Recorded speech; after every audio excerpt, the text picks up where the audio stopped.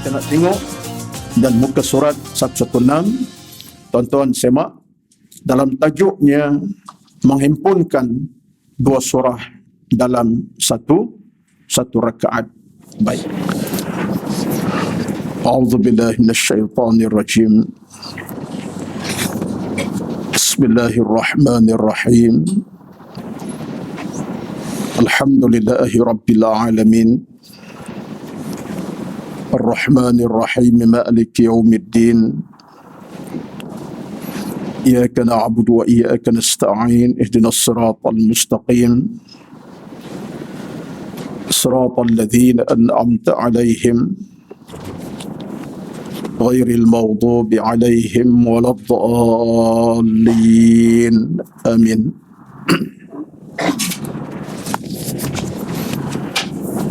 Assalamualaikum warahmatullahi wabarakatuh.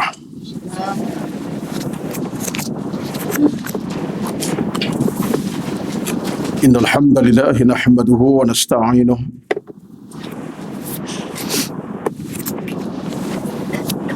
wa nastahdihi wa nastaghfiruh wa na'udzu billahi min shururi anfusina wa min sayyiati a'malina. من يهده الله فلا مضل له ومن يضلل فلا هادي له. أشهد أن لا إله إلا الله وحده لا شريك له وأشهد أن محمدا عبده ورسوله. ربنا عليك توكلنا وإليك أنبنا وإليك المصير. اللهم أحسن عاقبتنا في الأمور كلها وأجرنا من خزي الدنيا وعذاب الآخرة. اللهم لك الحمد كما ينبغي لجلال وجهك وعظيم سلطانك. اللهم أعنا على ذكرك وشكرك وحسن عبادتك.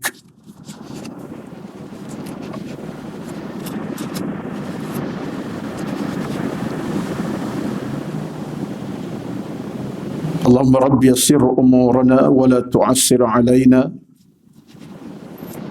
إنك أنت العليم الحكيم. اللهم رب اشرح لي صدري ويسر لي أمري واحلل عقدة من لساني يفقه قولي يا رب العالمين. أما بعد،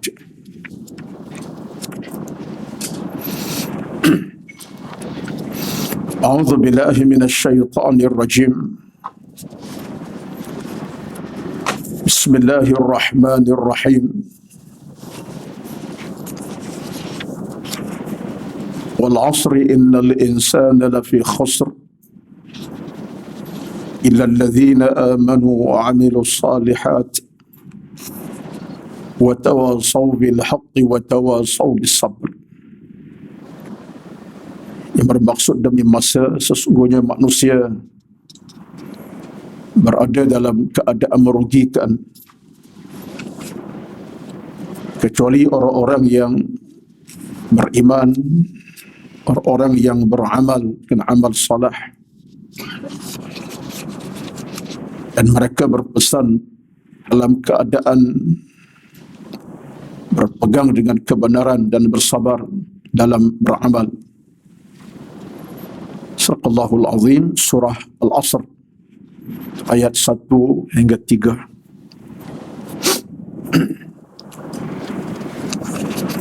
Yang dikasihi yang berbahagia dan kuasa pengurusan Kuliah Duha Masjid Al-Falah USJ 9 Subang Jaya, dan yang dihormati, yang dikasihi seluruh kehadiran pada pagi ini, para jamaah muslimin dan muslimat, tuan-tuan dan puan-puan, termasuk yang kita raikan bersama dalam kesempatan pada pagi ini di kalangan rakan taulan di luar sana yang bersama dengan siaran online live kita pada pagi ini. Mudah-mudahan semua kita termasuk di dalam dewan, di luar dewan sana sentiasa berada dalam keadaan penuh kerahmatan, keselamatan, keberkatan dan keamanan yang berpanjangan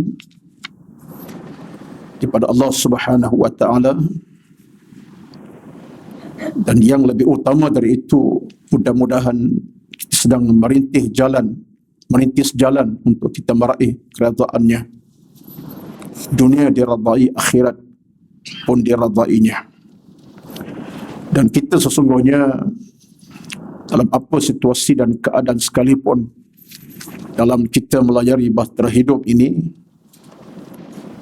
pastilah antara harapan kita yang paling besar, yang paling tinggi ialah kita dapat beristiqamah dalam kita beramal dan kita beribadat. Dan kunci utama dalam kita hidup, sebagaimana yang diulang sebut acap kali, ialah istiqamah, kerana istiqamah adalah kunci ibadat kita. Tidak ada istiqamah dalam kita beribadat bermakna hidup kita tak menentu. Tetapi bila kita dapat beristiqamah dalam kita beribadat, mana kita sedang berada dalam keadaan yang benar-benar sejahtera.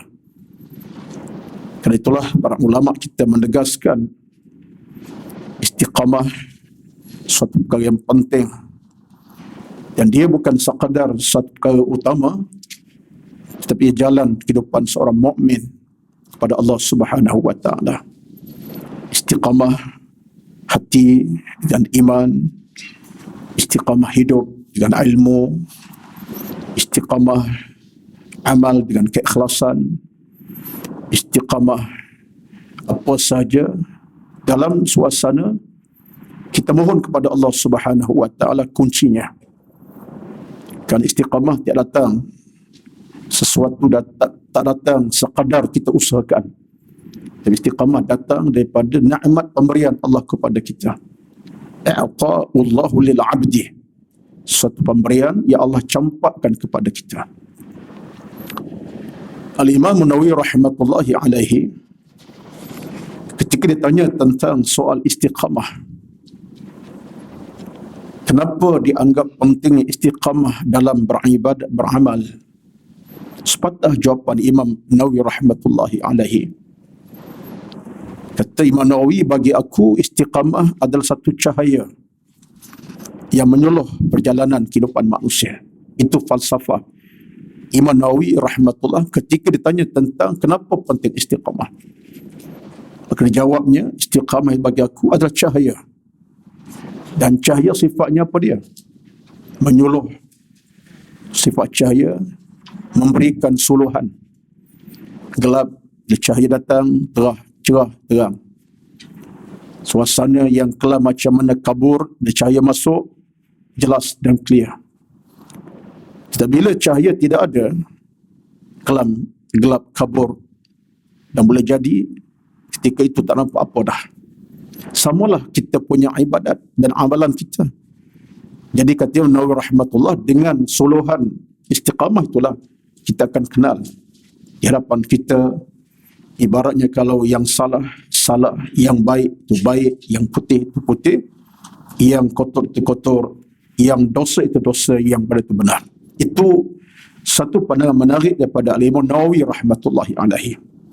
Dianggapnya istiqamah suluhan cahaya. Dan kita dalam hidup ini, kita pun tahu betapa cahaya satu keperluan. Cahaya itu satu keperluan yang boleh menyuluh kita punya kehidupan kita dalam semua ketika dan semua keadaan. Apa sahaja. Bilik yang gelap, cahaya tak ada, gelap. Bila ada cahaya, nampak apa yang kita nampak. Kenderaan kita pandu belah malam, tak ada cahaya, tak banyak jalan kita. Bila pasang lampu, nampak depan apa yang kita lalui.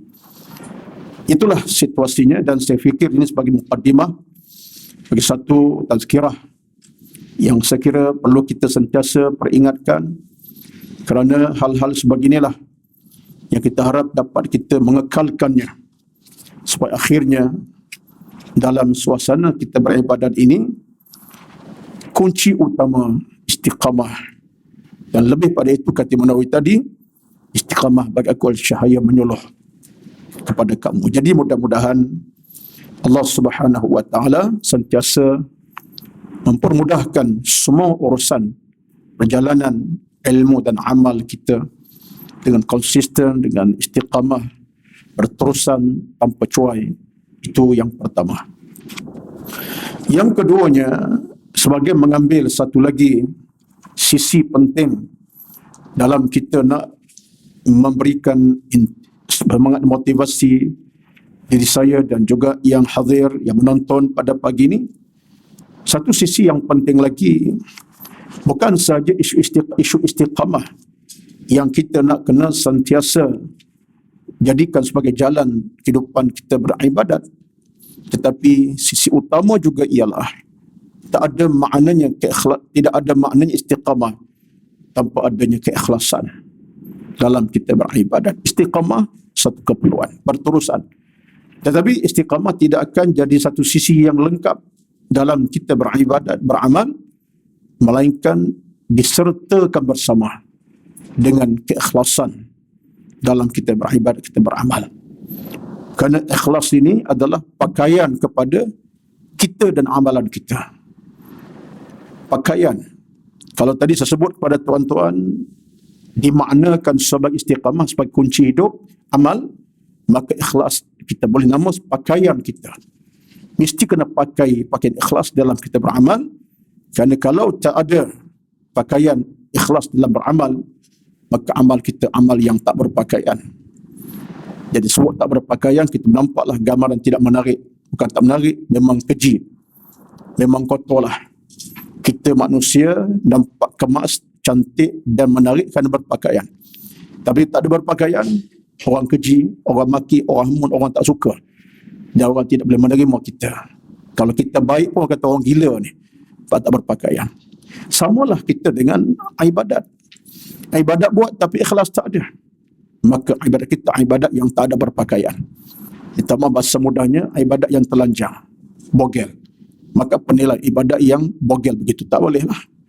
Maka ini antara sisi penting. Sisi penting yang saya fikir perlu kita ingatkan. Sebab kekuatan ikhlas dalam beramal adalah prasyarat utama. Sebab Allah Subhanahu Wa Taala dalam menilai amalan kita bukan dari sudut kuantiti, banyak ataupun sedikit.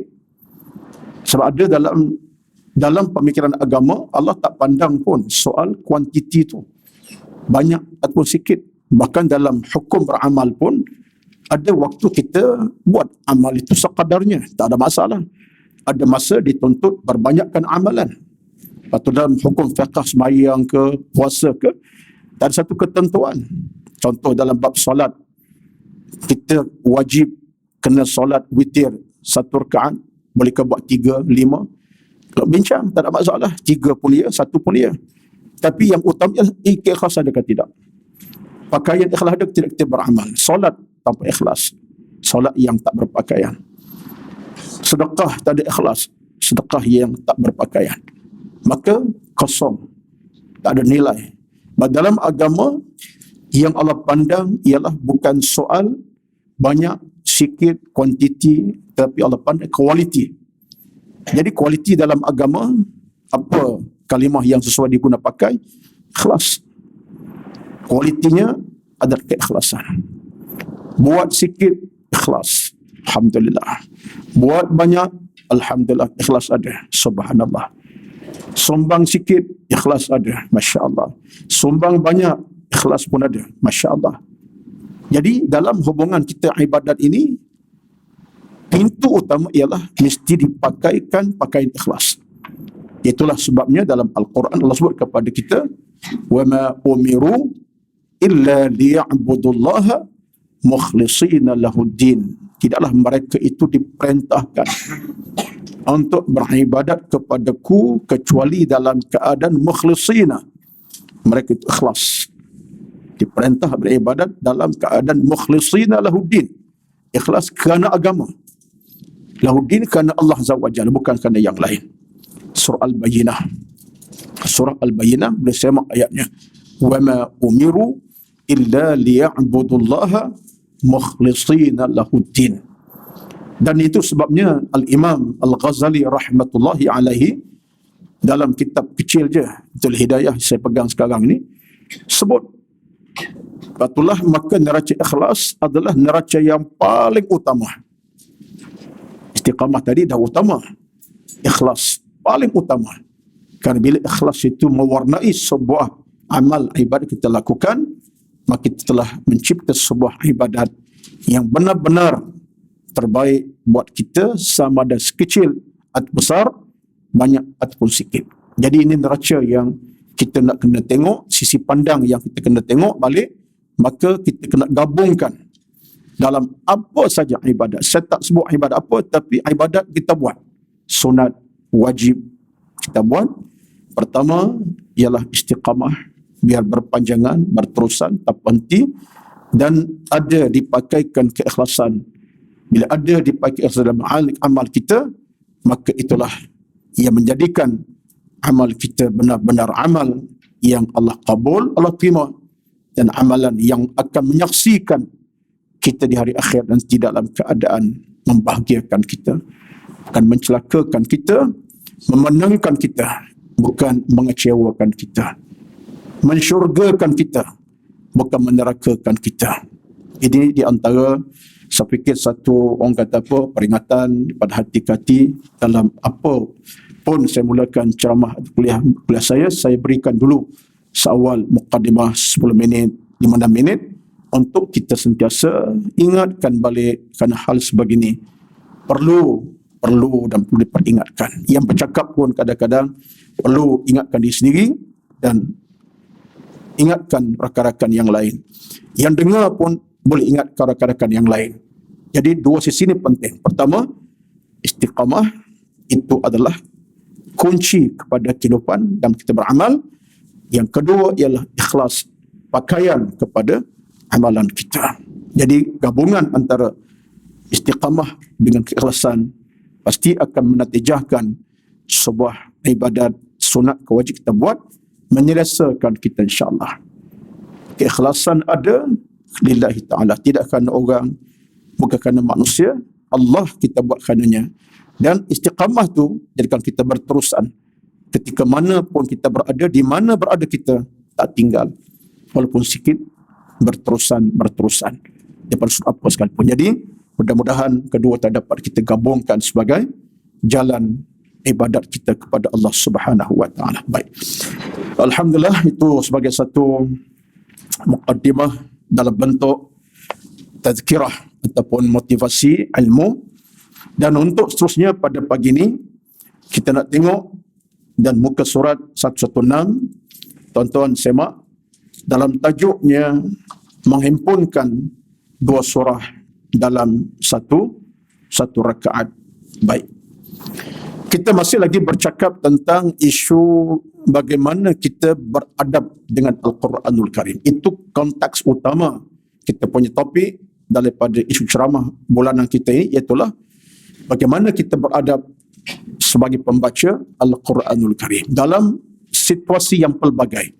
Kita di luar solat, dalam solat, di mana kita akhlak kita dengan Al-Quran Karim. Baik, tajuknya menghimpunkan dua surah dalam satu rakaat. Kita melihat pandangan-pandangan yang dibawakan Imam Nawawi. Imam Nawawi rahmatullahi alaih, tuan-tuan, kita maklum adalah merupakan tokoh utama daripada mazhab Asy-Syafi'i kita. Yang Nawawi adalah tokoh utama daripada mazhab Syafi'i. Jadi sebab itulah perbincangan beliau dalam apa konteks, dalam sudut hal apa saja, ianya adalah bersumber kepada pandangan mazhab Syafi'i. Dan kita menerima sebagai satu sumber utama ilmu untuk kita sama-sama laksanakan. Jadi kita tak perlu nak fikir ini pandangan daripada mazhab mana. Tak, Imam Nawawi adalah tokoh utama daripada mazhab Syafi'i radhiyallahu anhu. Baik. Menghimpunkan dua surah dalam satu rakaat. Tidak mengapa menghimpunkan dua surah dalam satu rakaat. Sabit sebuah hadis daripada As-Sahihaini. As-Sahihaini bermakna hadis apa? Bukhari dan Muslim. Al-Bukhari dan Muslim. Anak baca yang betul, bacaannya macam betul lah. As-Sahihain dengan mana Al-Bukhari dan Muslim. Ya, Al-Bukhari ada alif lam. Sebab itulah namanya yang direkam daripada semenjak lama. Al-Bukhari, tetapi yang kedua bukan Al-Muslim, tanpa lam, Muslim. Jadi Al-Bukhari dan Muslim. Jadi bila kita temu dengan perkataan As-Sahihaini, artinya Al-Bukhari dan Muslim. Sabit sebuah hadis daripada Al-Bukhari dan Muslim, riwayat daripada Abdullah ibn Mas'ud radhiyallahu anhu, beliau berkata, Abdullah Mas'ud, sahabat Nabi sallallahu alaihi wasallam, dengan berkata beliau, siapa yang kata ni? Abdullah bin Mas'ud berkata, laqad araftu an-nadha'ira allati kana Rasulullah sallallahu alaihi wasallam yaqrunu bainahunna fadhakara 20 suratan min al-mufassal kulla surataini fi raka'atin kulla surataini fi raka'atin. Kata Abdullah bin Mas'ud radhiyallahu anhu, aku mengetahui surah-surah yang digabungkan oleh Nabi sallallahu alaihi wasallam. Dan beliau menyebut 20 surah al-mufassal, iaitu setiap 2 surah dalam satu rakaat. Surah al-mufassal ini kalau ikut kepada pandangan para ulama ialah surah-surah bermula daripada Al-Hujurat sampai ke akhir Al-Quran. Maknanya daripada juzuk 29 sampai juzuk ke-30. Tapi bermula Al-Hujurat sampai kepada ayat terakhir Al-Quran. Surah akhir Quran apa dia? Surah An-Nas. Itu disebut Al-Mufassal. Baik. Cerita kita sekarang ialah amalan yang kita mungkin jarang buat atau tak mana buat, tetapi boleh kita lakukan. Khasnya kalau kita solat secara munfaridan, seorang-seorang.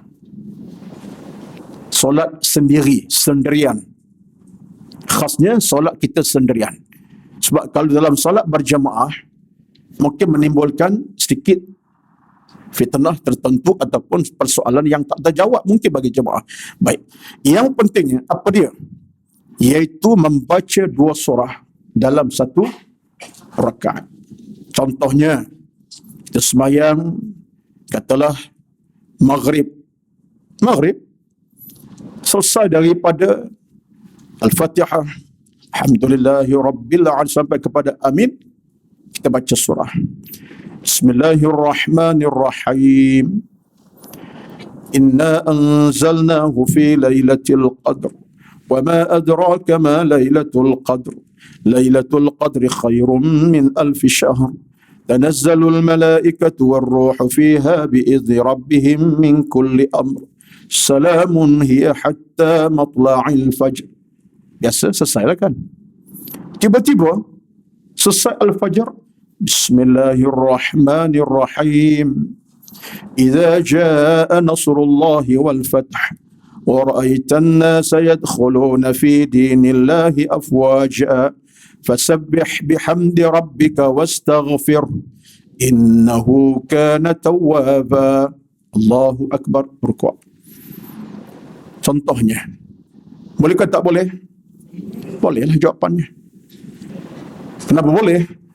Kata Ibn Mas'ud, Nabi pernah mengamalkannya. Suatu kata dia, kulla suratain fi raka'atin. Nabi ada baca 2 surah dalam satu rakaat.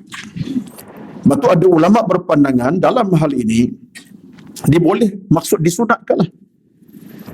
Tetapi ada ulama berpandangan kalaulah kita semayang secara munfaridan ataupun secara keseorangan ke berseorangan, Bersorangan, salah bahasa, kesorangan teruk bunyi tu.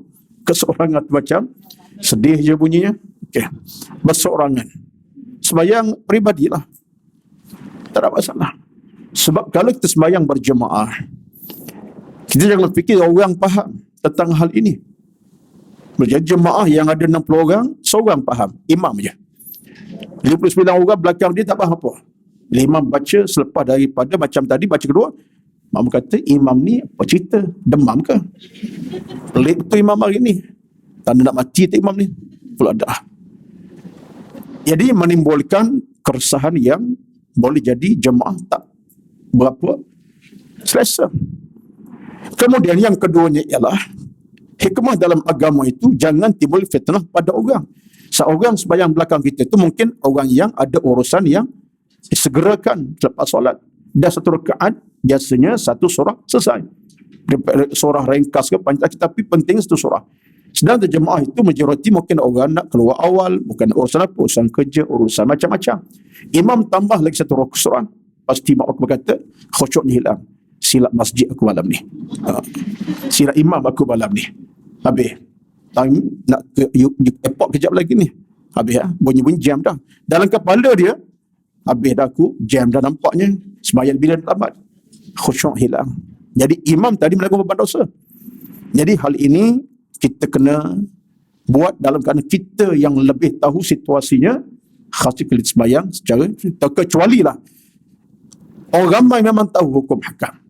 Jadi kepentingan pada kita ialah ada 2-3 lah di sini. Yang pertama sekali daripada sudut hukumnya, solat ini kenapa kita dibolehkan sampai baca 2 surah dalam satu rakaat?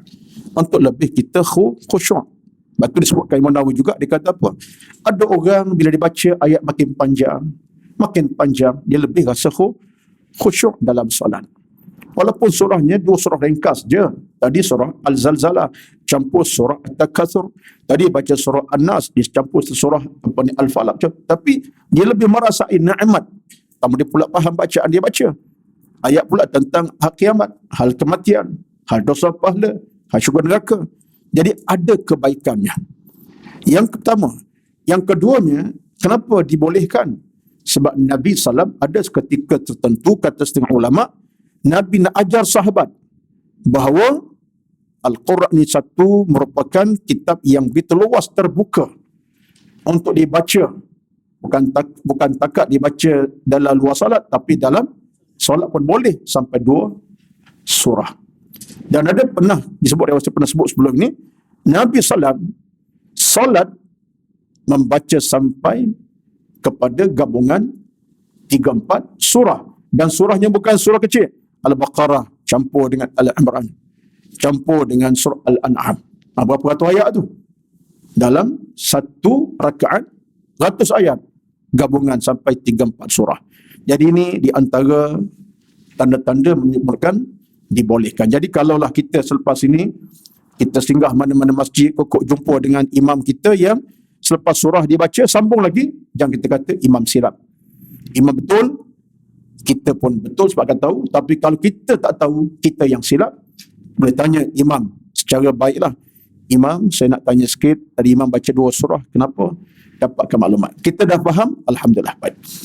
Itu yang kedua. Yang ketiganya ialah menunjukkan bahawa menghimpunkan dosa dalam rakaat solat ini satu perkara yang boleh kita lakukan bila-bila masa sahaja, sama ada kita solat berjemaah ataupun di luar solat berjemaah. Maksudnya kita seorang pun boleh, berjemaah pun boleh. Jadi ini di antara amalan yang boleh buat tapi jarang kita dengar, lakukan. Cuma biasa kita dengar macam ni. Yang kita dengar 2 surah juga. Tapi surah pertama imam tak lulus. Bismillahirrahmanirrahim. Kalau bukan macam mana? Dia selesai baca Fatihah. Amin. Waladdallin. Amin. Imam sembahyang baik isyak, mungkin sembahyang subuh. Dia baca surah. Apa dia baca surahnya? Bismillahirrahmanirrahim. La uqsimu biyaumil qiyamah ولا أقسم بالنفس اللوامة أيحسب الإنسان أن لن نجمع عظامه بلى قادرين على أن نسوي بنانه. Habis 4 ayat lupa. Dia berhenti banana akhirnya Bismillahirrahmanirrahim wal asri innal insana lafi khusr wal asri. 2 surah juga, tapi ini bukan 2 surah. Surah kan pertama dia tak baca lengkapkan lupa, itu lain cerita. Itu tak masuk dalam 2 surah lah. Yang dia baca tadi kan dia lupa, dia sambung surah kedua untuk sempurnakan solat. Tadi itu tak masuk dalam 2 surah. Biasa berlaku macam tu, biasa tak? Tapi kalau imam tu, bagi saya lah dalam konteks fiqh solat ini, kalau kita dalam mengimamkan solat, tiba-tiba kita terhenti tak nak sambung, rukuk terus, kita dah baca walaupun 3 ayat pun 3 ayat. Bismillahirrahmanirrahim. Yasin wal Qur'anil Hakim. Innaka laminal mursalin ala siratim mustaqim. Tak nampak ayat tanzil tu contohnya. Tak payahlah tanzil tak siapa. Jemaah terganggu. Kalau dia cerdik, Allahu Akbar, dah selesai dah. Walaupun baca 3-4 ayat.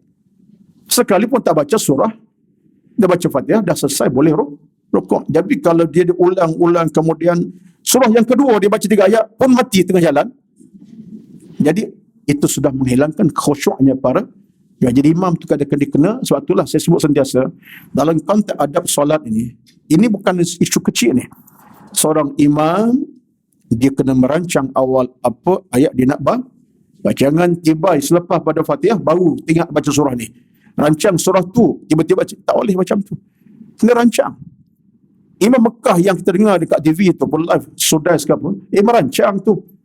Dalam dada mereka tu Quran sebiji-sebiji dah. Buka surah mana pun dia nampak terang macam cerah mata mereka. Tapi mereka rancang. Ustaz tahu dari mana? Ustaz pernah jumpa. Saya dapatlah khabar-khabar berita daripada orang tertentu. Imam Masjid Al-Haram tu duduk sebelum daripada nak imam sembahyang, duduk dengan Quran dulu tu. Apa tu? Dia baca ayat lah tu, nak baca surah apa ni? Surah An-Najmi. Nak baca ayat kursi, nak baca ayat mana? Itu hakikat imam yang terbaik, yang cerdik. Termasuklah kita dalam konteks imam di rumah pun sama. Walaupun kita nak baca surah Wal Asri sekalipun, kita ada persiapan awal. Ini maghrib Wal Asri. Kemudian keluar Allah. Ini isyak nanti nak baca sikit surah Yasin 3 ayat, sambung kemudian rancanglah. Ya. Sebab ini persiapan. Bersedia penting. Jadi kita dengan ini bagi saya bukanlah suatu pandangan yang kecil ni. Sebab kita dalam urusan dengan Quran khasnya kena merancang secara sistematik.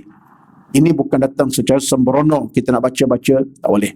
Kalau kita diimam pula kepada khalayak belakang kita ramai orang, rosak kita sebagai imam yang hilang moral sebagai imam yang baik. Ini antara peringatan. Termasuklah semai di rumah pun. Semai di rumah pun rancanglah nak baca apa. Jangan sampai tahap isteri belakang, sudah suami aku ni baca surah Yasin. Tak ada 2 ayat, lingkup lah.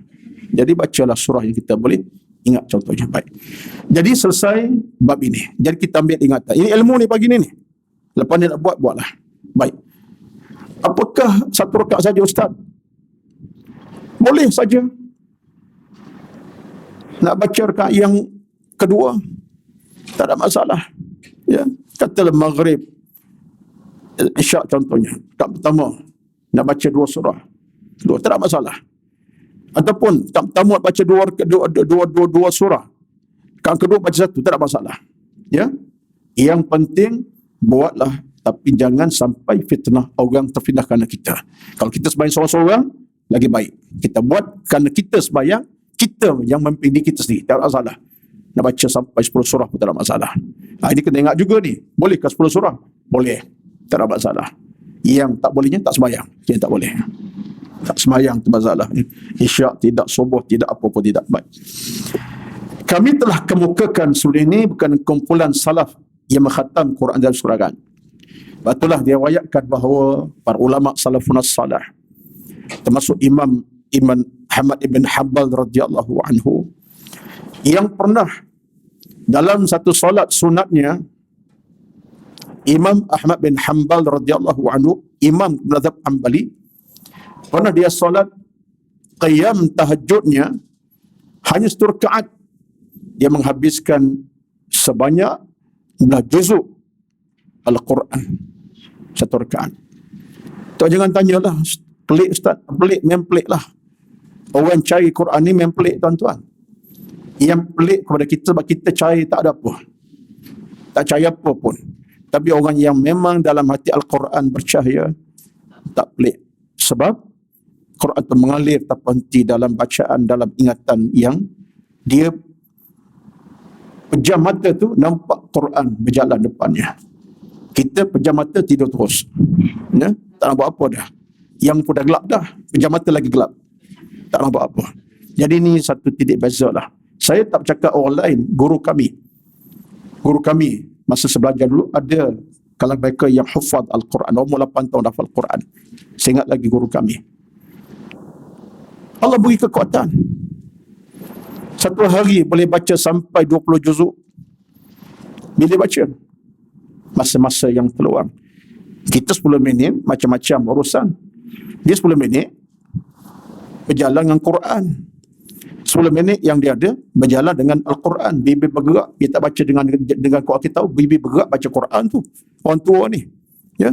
Jadi sebab itulah saya sebut, tak tahulah saya cakap sebut pada puan-puan, saya sampai hari ini berharap sangatlah bila neraca kita dengan Al-Quran melekat di hati, di dada, di jiwa tuan-tuan, dengan bacaannya yang berterusan, bacaan yang sentiasa istiqamah tadi, ikhlas pun ada, itu satu rezeki besar lah kepada kita. Walaupun kita bukan hafaz Al-Quran, tapi kerajinan. Sebab itu kita baca cerita Quran macam ni orang kata pula, Allah tak apa ustaz cara orang hafal, kita tak hafal. Kita bukan isu hafal-hafal, baca tu yang utama. Ya, kita dah amalkan bacaan tu tanpa cuai, konsisten walaupun tak banyak, tapi baca sentiasa, satu hari berapa kali, 10 kali baca Quran sampai peringkat kita tak tinggal, itu satu rezeki lah. Pentingnya kita nak mendekati Al-Quran dan merapatinya. Baik. Membaca Al-Quran dengan menguatkan suara dalam solat subuh, Jumaat, 2 hari raya, 2 rakaat pertama maghrib dan isyak, solat tarawih dan solat witir sudahnya. Ini cerita sikit. Dengar elok-elok yang ini. Membaca Al-Quran dengan menguatkan suara.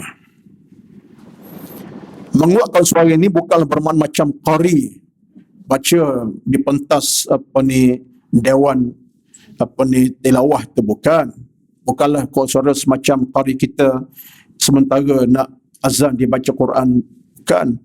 Itu mengangkat suara dalam keadaan dengari orang. Macam mana pandangannya? Ulama muslimin bersepakat mengenai hukum sunat membaca Al-Quran dengan menguatkan suara dalam solat subuh. Jumaat, 2 raya. 2 raya ni 2 raya apa ni? Aid al-Fitr, Aid al-Adha. Ya? Aid al-Fitr dan Aid al-Adha. 2 rakaat pertama solat maghrib dan isyak, solat tarawih dan witir sesudahnya. Perbuatan ini adalah sunat bagi imam dan orang yang mengerjakan solat secara sendirian. Bagi imam dan orang solat sendirian, iaitu baca Al-Quran dengan suara agak tinggi. Bukanlah macam qari baca Quran di pentas, tapi dengan bacaan orang dengar. Bismillahirrahmanirrahim. Alhamdulillahi rabbil alamin. Ar-Rahmanir-Rahim. Kita ada pula mikrofon, suara kita perlu tinggi-tinggi. Mikrofon bantu untuk sebarkan suara. Orang belakang 20 orang, 100 boleh dengar, 100,000 boleh dengar daripada masjid. Cukup dah tu. Taklah sampai Bismillahirrahmanirrahim, tak payah. Sekadar menjerit, tak payah. Sekadar itu. Baik. Imam Mekah tu menjerit tak? Tak menjerit. Tapi kerana mic dia terlalu hebat, yang terbaik kedengaran macam suaranya besar begitu. Tapi Imam simple je. Bukan baca dengan tinggi sebenarnya. Macam biasa. Tapi kerana kekuatan mic yang dibaca yang terbaik, dunia terbaik, Masjid Haram dah, tak ada yang lain dah. Ya. Sampai peringkat Al-Haram Mekah Madinah lah, sampai ribuan belakang ni, bahkan 1,000 sembahyang dengar. Ya. Dia baca simple je. Bukan sampai apa ni berteriak, tak. Baik. Dalam hal ini ulama kita bersepakat bahawa sunat baca Al-Quran dengan kuatkan suara bagi imam dalam solat subuh, solat Jumaat, 2 hari raya, 2 rakaat pertama Maghrib dan Isyak, solat tarawih dan itu sudahnya, termasuklah satu benda tertinggal, solat subuh. Ya, pun sama, tertinggal kat situ. Baik. Oh ya, yeah. Saya baca subuh tadi. Gila. Subuh tadi. Baik. Perbuatan sunat bagi imam. Arti para jemaah, kita di belakang imam dalam subuhnya, Jumaatnya, dalam rayanya, kita tak perlu untuk membaca dengan suara yang nyaring. Sebab kita mendengar bacaan dibacakan. Tapi kalau kita sembahyang seorang-seorang, katalah sembahyang subuh, kita dalam keadaan ada keuzuran, tak boleh ke masjid berjemaah. Sembahyang maghrib, kita ada masalah, tak sempat sampai ke masjid, sembahyang seorang-seorang. Pada masa itu, kita mengambil tempat imam tadi. Sebab imam untuk diri kita sendiri, dan kita dibolehkan untuk membaca dengan suara tinggi, kedengaran bacaan Al-Quran kita bacakan itu. Baik. Tapi di sini, termasuklah sembahyang raya dan seumpamanya. Tapi sembahyang raya ni biasa kita sembahyang banyak kada tuan-puan sembahyang seorang-seorang. Dia khatib, dia imam, dia makmum, dia bilal. Tak tahulah kalau ada juga nak kiamat dah tu. Sebab normalnya sembahyang raya ini mesti ada makmum juga bersama kita. Walaupun tak 10 orang pun 3-4 orang. Macam pernah berlaku kita pada masa PKP 2 tahun. Jadi imam, suami, anak-anak 4 orang, 5 orang jadi makmumnya, isteri 5 orang, taklah salah mana-mana. Tapi tetap dia sebagai imam, ada makmum belakangnya. Baik. Jadi kepada yang menjadi imam, itu adalah haknya untuk membaca dengan agak tinggi, didengari oleh para jemaah yang lain. Baik. Kalau imam, dia imamkan solat subuh, solat maghrib, solat Aidul Adha, solat raya contohnya, ataupun dia imamkan sembahyang tarawih, dia tak angkat suara bacaan dalam solat. Allahu Akbar. Sah sembahyang, tetap sah solat. Solat tetap sah. Tetapi imam telah mengurang kedudukan pahala dia sebagai imam yang patut dia memimpin solat supaya makmum dengar apa dia baca dan dapat dipatasi baca tadi. Imam tahu masa nak rukuk dan sujud. Bila tamatnya bacaan Al-Fatihah, surah dibaca kemudian nak rukuk sujud. Tapi kalau imam tak baca, jadi itu menimbulkan fitnah kepada para jemaah. Apalagi jemaahnya bukan 3 orang, 300 orang di luar sana. Jadi sesuatu tidak pernah berlakulah, kecuali imam tu terlupa ataupun imam tu bisu. Tapi apabila imam pun jangan jadi imam, kita pilih imam yang bisu, memberi jemaah yang tak bisu. Dia lain. Jadi hal ini tidak berdosa, tapi itu telah membataskan kedudukan pahala bagi imam sendiri dan menimbulkan fitnah kepada para jemaah. Jadi hal ini saya ingat tak berlakulah. Kalau imam satu masjid, satu surau, tiba-tiba imamkan sembahyang subuh berjemaah, imam tu sembahyang, memimpin sembahyang fardu maghrib, tiba-tiba lepas dia angkat takbir, dia terus diam. Bukan diamlah, dia baca ayat tapi tanpa diangkat suara, tiba-tiba rukuk rakaat pertama, bangun kedua, ketiga, imam ni saya ingat dengan depan pecah lah, minta berhentilah. Pastilah saya rasa takkan Tuan Nazrin nak biarkan lagi. Jadi tak akan berlakulah macam tu. Tapi yang penting kepada kita ialah ianya hukum sunat. Itu penting. Arti tidak wajib. So, kalau bacaan tadi mesti dibaca dengan hukum wajib, bacaan yang disesuaikan wajib, batal sembahyang. Katalah hukumnya wajib. Bismillahirrahmanirrahim. Fatihah wajib. Tapi suara tinggi tadi wajib. Mesti imam kena baca suara tinggi. Surah apa? Maka pasti kalau tak baca macam tu, batal sembahyang. Tapi tak timbul batal sembahyang sebab sembahyang tak sah kerana bacaan itu hanya sunat. Tapi sunat yang dituntut. Jadi ini di antara perkara yang perlu kita fahamilah. Ini pandangan daripada kitab yang kita bawa ini nampak simple tapi bercakap tentang soal realiti kita dengan bab solat kita seharian baik. Manakala makmum tidak sunat baginya menguatkan suara mengikut ijma' para ulama. Namun sunat baginya menguatkan suara dalam solat gerhana bulan dan tidak sunat dalam solat gerhana matahari. Sunat menguatkan suara dalam solat istisqa, minta hujan, dan tidak sunat dalam solat jenazah, dilaksanakan pada waktu siang. Ini antara beberapa situasi dan keadaan yang ada dalam hukum fiqh solat. Ini pun daripada mazhab Syafi'i kita ni. Cuma bagi saya hal ini tidaklah menjadi suatu perkara yang menekan kita lah ataupun jadikan kita keadaan. Jadi kita ambillah maklumat. Dia kata apa? Kalau makmum tidak sunat baginya menguatkan suara. Tadilah dah kita jadi imam, kita jadi makmum, kita dengar bacaan. Cuma kita wajib baca Fatihah. Itu pun secara untuk kita. Bacaan Fatihah kita untuk kita. Kedengaran bagi kita. Sekira-kira kita dengar apa kita baca. Itu dia.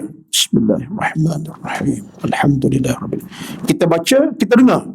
Betullah disunat kita kena bunyikan suara. Tapi jangan sampai ganggu pada orang rakan jemaah kita kiri kanan. Bismillahirrahmanirrahim. Sampai kita imam dia rupanya. Kita bolehlah macam tu.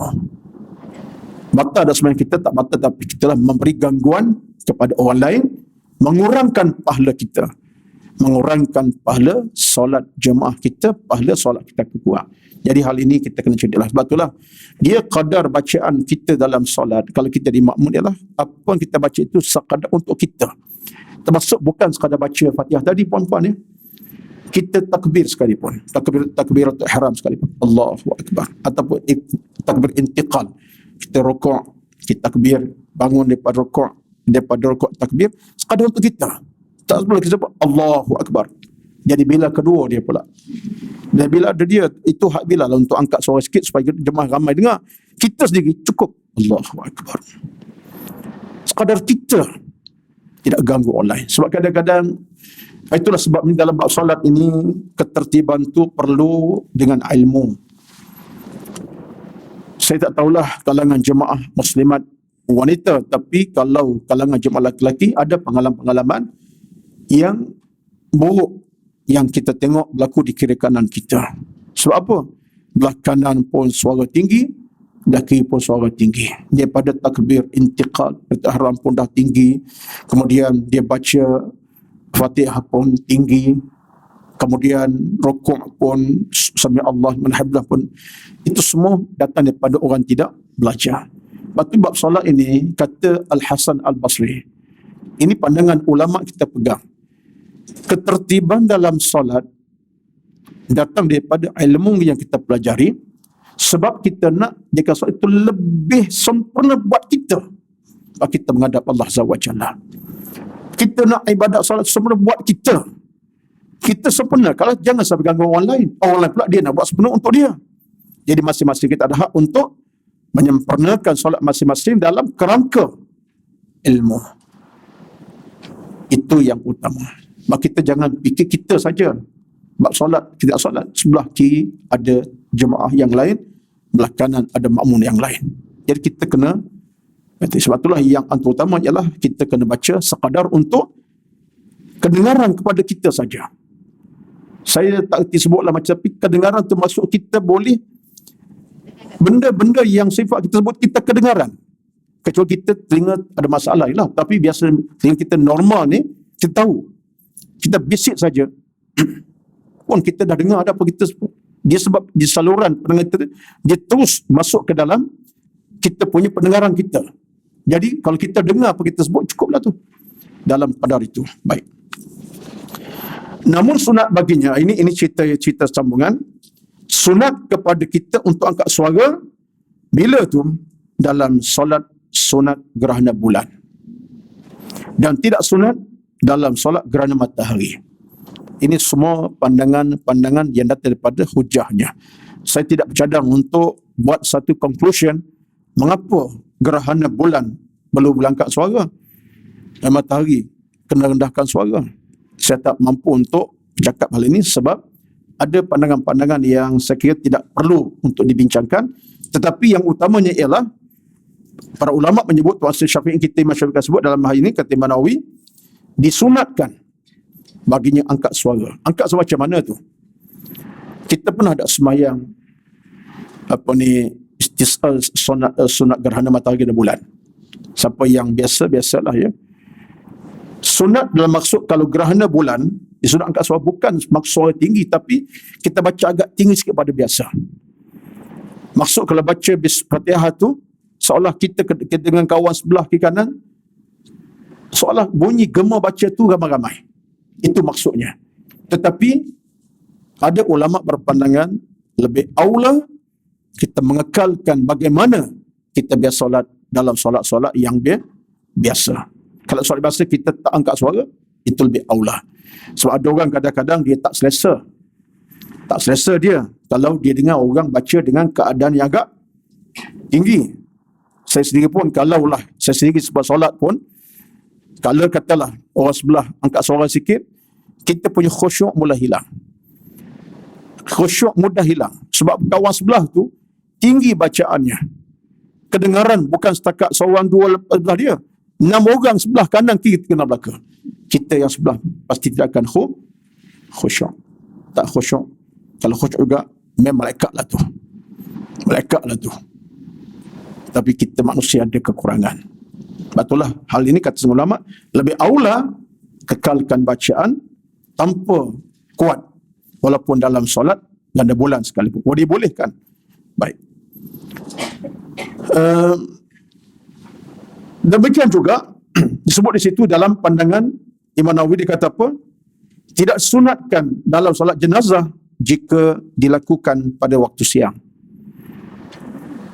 Berarti baca dengan kuat.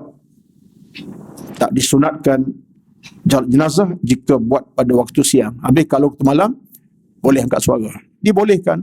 Tapi tadilah ya, sekadar kita dalam solat mengekalkan apa dah kita buat itu lebih baiklah ya. Jadi bagi saya ini merupakan di antara pandangan-pandangan yang kita boleh baca, boleh dengar, tetapi mengamalkannya pertahankanlah, kekalkan apa dah kita dah amalkan selama ini. Makmum tidak sunat menguatkan suara dalam solat-solat sunat pada waktu siang kecuali 2 solat raya dan solat istisqa yang kami sebutkan tadi. Makmum tidak sunat menguatkan suara dalam solat-solat sunat pada waktu siang kecuali solat sunat raya dan istisqa yang kami sebutkan tadi. Jadi dalam bab ini kita kembali kepada norma biasa kita lah. Kalau kita dalam ini pandangan sikit tambahan, kalau kita sembahyang duha jam sekarang ni, waktu lagi pukul 11 ni duha lagi ni, sampai belum bolehlah buat lepas ini insya-Allah, dan dah alhamdulillah. Dalam kita solat duha sebagai contohnya, tadi kita bincang di awal tadi 2 rakaat, 1 rakaat 2 surah, tak masalah lah. Sekarang nak angkat suara ke boleh? Bolehkah tidak angkat suara dalam ketika sembahyang sunat, cuma solat duha? Baik. Itu juga merupakan perkara yang tengok kepada keadaan. Kalau kita sembahyang duha dalam keadaan tidak ada orang belakang kita di lokasinya, hatta di dewan solat ke di rumah tak ada masalah, kita seorang-seorang. Mungkin kalau ada orang lewat anak kita, tak ada masalah lah kalau kita nak angkat suara sikit supaya kita berkhusyuk. Contohnya solat duha daripada takbir Allahu Akbar tu Turatul Ihram, kemudian kita baca Bismillahirrahmanirrahim, alhamdulillah. Kedengaran agak tinggi tak ada masalah sebenarnya. sebab itu lebih khusyuk pada kita. Tapi kalau kita sembahyang di khalayak, kata di masjid, duha pukul 10 pagi, tapi ada jemaah lain yang sedang beriktikaf ke, yang sedang berdoa ke, sedang baca Quran, lebih afdal kita tidak mengangkat suara tinggi. Kalau kita rasa kita nak khusyuk, lebih afdal, sebab itu mengganggu orang lain, sesuatu yang tidak menepati kena ajaran. Kalau kita seorang tak ada masalah, kita tengok orang kanan tak ada orang lain, aku seorang saja, tidak masalah. Tambah pula kita ada stand, Quran stand tu, letak Quran depan kita, angkat stand tinggi-tinggi, buka surah Sajadah ke, buka surah Al-Mulk ke, buka surah An-Najmi ke, surah Al-Hujurat, duha pukul 10 pagi ni, tak ada masalah. Boleh je. Tak ada masalah. Tapi kalau dalam suasana khalayak orang tidak ada, kita seorang-seorang, walaupun datang masjid, silakan. Itu kenyataannya. Tapi kalau di khalayak, lebih aula, sebab pada ulama kita berpandangan jangan menimbulkan fitnah kepada orang lain dalam pandangan yang negatif tentang kita. Terutama kalau orang tengok kita dalam keadaan pelik-pelik ni, orang kata, ni makhluk mana pula ni? Daripada bumi mana pula ni? Nampak pelik tak macam orang. Tak, kita nak tuan-tuan, dia begini. Ini satu rahsia dalam bab ibadat ni. Kata Al-Imam Al-Hasan Al-Basri rahmatullah, tadi saya buat dah satu perkara tadi. Tambah sikit lagi, kata Al-Basri rahmatullah, dalam kita beribadat ini, kita nak satu ibadat yang Allah pandang, bukan ibadat yang tak dipandang oleh Allah Subhanahu wa taala. Dalam hukum beribadat kita, Allah Subhanahu wa taala akan pandang ibadat kita bila mana kita beribadat dalam keadaan menetapi kehendak-kehendak hukum hakam agama. Contohnya, kita ambil beribadat ni, kita solat ke, baca-baca Quran ke, tak kiralah, berdoa ke. Cuba tengok dalam surah Al-A'raf ayat 205. Al-A'raf ayat 205, Allah sebut kepada kita, wadhkur rabbaka fi nafsika tadarru'an wa khifatan wa dunal jahri minal qawli bil ghudwi wal asal wa la takun minal ghafilin. Al-A'raf ayat 205. Al-A'raf ayat 205. Surah Araf surah yang berapa? Surah yang ke 4. Okay. Ayat 205. Allah sebut dalam ayat itu berbunyi, jumpa tak 205? Ha? Al-A'raf ya, Al-A'raf ke-7, betul. 205, jumpa tak ayat? Wadhkur rabbaka fi nafsika, dan sebut nama Tuhanmu dalam diri kamu, tadru'an, penuh khusyuk, wa khifatan, dengan penuh ketenangan, wa dunal jahri, tanpa angkat suara yang tinggi-tinggi, bil ghudwi, waktu pagi, wal asal, waktu petang dan malamnya, wala takun minal ghafilin, jangan kamu termasuk golongan yang lupa, lalai, leka dalam urusan hidup kamu. Tengok tuan-tuan, cara Allah nak tengok kita dengan kacamata yang dia nak. Ini arah Allah sendiri ni. Wadhkur rabbaka fi nafsika, sebut nama Tuhan ke dalam diri kamu dengan keikhlasannya ada, kesungguhan dalam hati ada. Dalam macam mana? Tadarru'an, khusyuk, wa khifatan, tenang, wa dunal jahri, tanpa angkat suara yang tinggi-tinggi. Tak perlu kita nak merayu-rayu, meratap dengan suatu seolah Tuhan tu tuli nak dengar kita punya rintihan bacaan doa. Itu adab kita bab ibadat, tuan-tuan. Kita buat ibadat keadaan yang kita tenang, dan kita kadang kita rasa seronok, santai, tak tertekan, dan kita tak timbul pada orang masalah. Orang cara dia, orang dengan apa dia buat, dia pun buat benda terbaik bagi dia, kita terbaik kepada kita.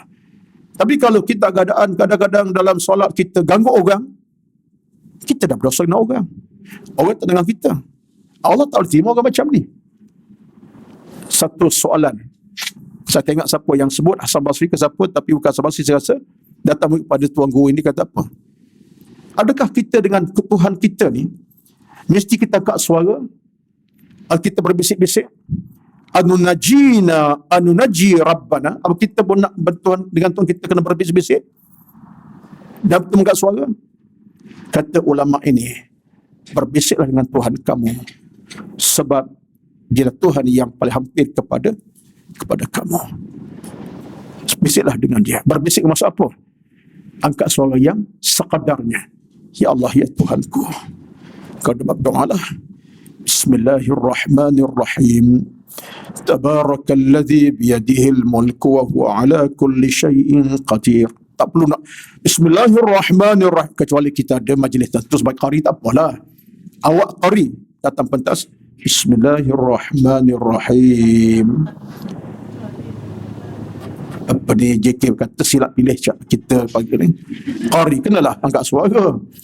Kalau kita menghadap Allah, suara kita cukup dan kita seolah merayu, berbisik. Allah tak akan tuli mendengar rintihan munajat kita kepadanya. Allahu Akbar. Masa sudah 10 minit. Puan-puan dirahmati Allah sekalian, yang utama, yang penting dalam hidup beragama kita ini ialah Al-Quran adalah panduan, cahaya, pemandu, penyelamat, pemimpin dan kunci ibadat kita yang utama sekali. Jadi mudah-mudahan Allah sentiasa permudahkan usaha kita hidup dalam kerahmatan bersama Al-Quran, hidup dalam kebaikan bersama ayat-ayat Allah Azza wa Jalla, hidup dalam keridaan Allah bersama Al-Quran yang menjadi asbab untuk kita mencapai keredaannya dunia akhirat. Teruskanlah, mudah-mudahan kita dapat terus lagi insya-Allah berbicara pada 2 minggu akan datang, dan Allah pertemukan kita insya-Allah. 2 minggu lepas saya tidak bersama, ada penggantinya. Alhamdulillah. Wallahu alam. A'udzubillahi minasyaitonir rajim. Bismillahirrahmanirrahim. Alhamdulillahi rabbil alamin. Wassalatu wassalamu ala sayyidina Muhammad wa ala alihi wa sahbihi ajma'in. Allahumma inna nas'aluka as-salamata wal 'afwa wal 'afiyata birahmatika ya arhamar rahimin. Allahumma ja'alil qur'ana rabi'a qulubina. Jadikan Al-Quran bertapak dalam hati sanubari kami. Allahumma nawwir qulubana bil Quran. Cahayakan hati-hati kami dengan Al-Quran. Allahumma ja'alil Qur'ana imamana. Jadikan Al-Quran sebagai pemandu, pemimpin buat kami. Allahumma taqabbal minna, terimalah kami ya Allah. Allahumma ghafir lana dhunubana. Ya Allah, ampunilah dosa-dosa kami. Wali walidina, dosa ibu ayah kami. Allahumma arhamhum, rahmatilah mereka semua ya Allah. Rabbana atina fid dunya hasanah. Ya Allah, ya Tuhan kami, berilah kepada kami dunia yang bahagia membahagiakan kami, wa fil akhirati hasanah, akhirat yang bahagia membahagiakan kami, wa qina adzabannar, dan jauhkan kami ya Allah dari bakaran api neraka yang bernyala-nyala. Wassallallahu ala sayyidina Muhammad wa ala alihi wa sahbihi ajma'in, walhamdulillahi rabbil alamin. Taqabbalallahu minkum, taqabbal ya karim. Wassalamu alaikum warahmatullahi wabarakatuh.